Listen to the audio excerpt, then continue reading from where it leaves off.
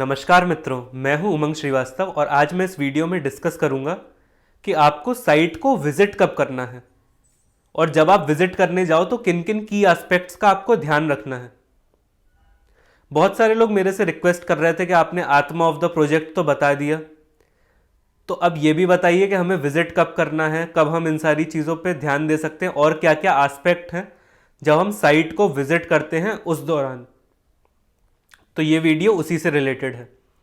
तो समझिए, साइट को आपको ऐसे दिन विजिट करना है जब वहां पे जो लोग काम कर रहे हैं वो आपको अटेंशन दे पाए और आपके डाउट्स को एंटरटेन कर पाए। ये बहुत इंपॉर्टेंट एस्पेक्ट है।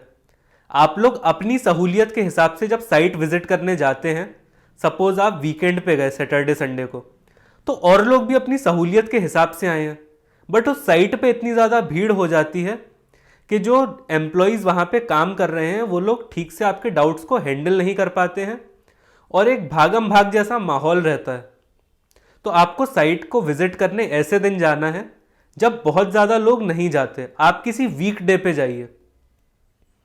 वीकडे पे प्रेफरेबली आप वेडनेसडे को जा सकते हैं क्योंकि वो एकदम बीच का दिन होता है। उस दिन कोई ऐसा सोच के नहीं चलता कि हमें साइट विजिट करनी है या ऐसा कुछ करना है।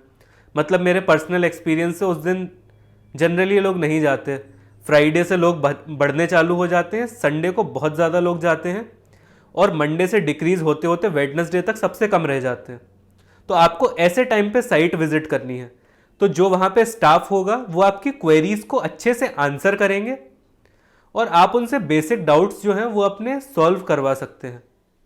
एक एक बारीकी आप उनसे समझ सकते हैं और जैसा मैंने आत्मा ऑफ प्रोजेक्ट में कवर किया था कि आप देख सकते हैं कि वहाँ पे काम कैसा हो रहा है। अब जैसे सैटरडे संडे को आप गए तो वहाँ पे अब बिल्डर को भी पता है कि इस दिन लोग आते हैं, तो वो फ्राइडे से ही साफ सफाई करके ऐसा मेंटेन कर लेंगे कि आपको एक फॉल्स आभास होने का भी चांस है कि यहाँ पे सब कुछ सही चल रहा है। तो मंडे से दोबारा से वो सब गंदगी वहाँ पे फैलने लगेगी। काम जो है उतना तमीज से नहीं होएगा, उतनी सफाई से नहीं होगा। तो जब आप वेडनेसडे को जाओगे तो उनके पास कोई ऐसा खास इंसेंटिव नहीं होता है कि दो चार लोग ही तो देखने आ रहे हैं। हो सकता है कि उनमें से खरीदने वाले बहुत कम हों, केवल जो विंडो शॉपिंग करने आते हैं वो वाले ज़्यादा हों। तो उनका उस चीज़ में इंसेंटिव नहीं होता है सारी चीज़ों के रख रखाव को ठीक से मेंटेन करने का, जो बीच के वीक डेज होते हैं। तो इसलिए आपको वीक डेज पे साइट को विजिट करना है। अब विजिट करते टाइम आपको क्या क्या करना है और कैसे विजिट करना है, ये भी बहुत इंपॉर्टेंट एस्पेक्ट है। तो आप जब भी साइट को विजिट करो तो आपको अकेले नहीं जाना है। प्रेफरेबली अपने स्पाउस को लेके जाना है या फिर अपने किसी फ्रेंड को आप लेके जा सकते हो। अकेले कम से कम जाइए और प्रॉपर आपको अच्छे से ड्रेस होके जाना है। और ये थोड़ा सा एलिटिस्ट साउंड करेगा, बट आपको ऐसे जाना है कि आप थोड़े से अमीर दिख रहे हो।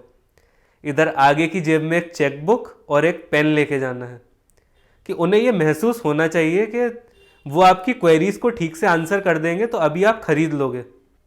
आप उन्हें एक्सप्रेशन ऑफ इंटरेस्ट दे दोगे तो उसके बाद वो आपसे उसी हिसाब से नेगोशिएशन करेंगे।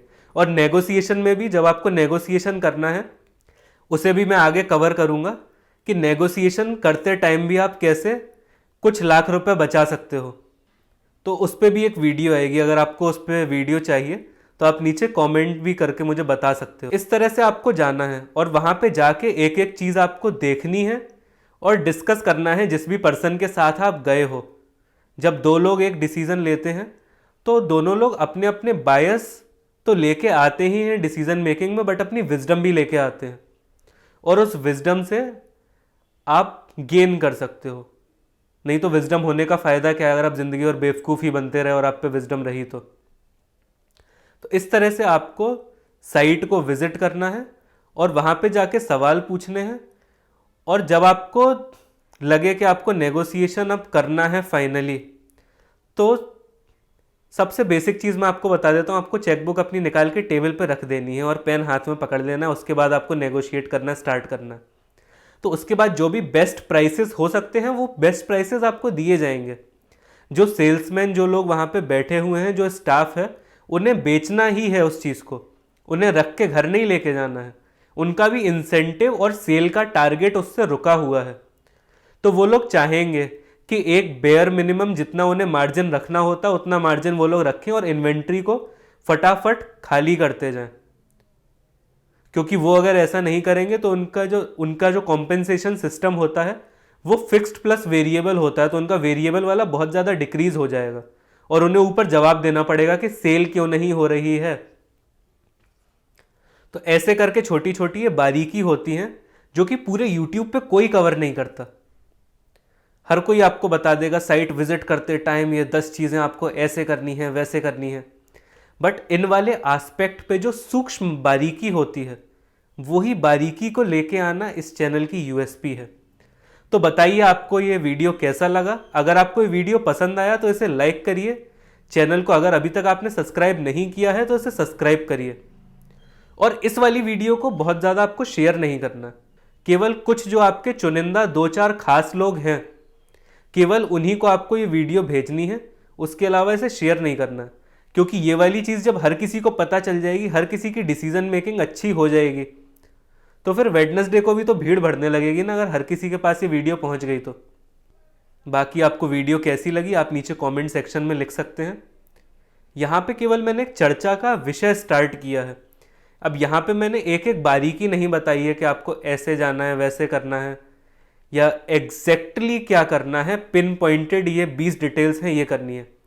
तो इन सब के लिए कमेंट सेक्शन है, आपको जो पता है उस वाली नॉलेज को आप नीचे लिखिए, बाकी और लोग उस पर लिखेंगे, ऐड ऑन करेंगे, इस संवाद को आगे लेके जाएंगे।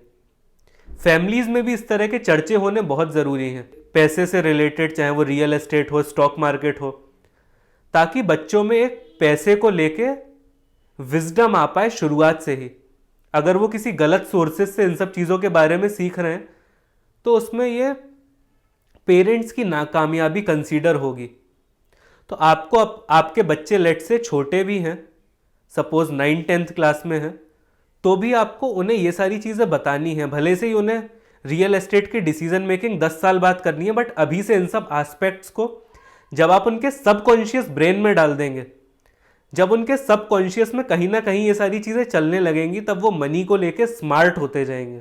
और आजकल जो विक्षिप्तता फैली हुई है पूरे समाज में, वो धीरे धीरे ठीक होती जाएगी। तो मिलते हैं नेक्स्ट वीडियो में। Thank you very much.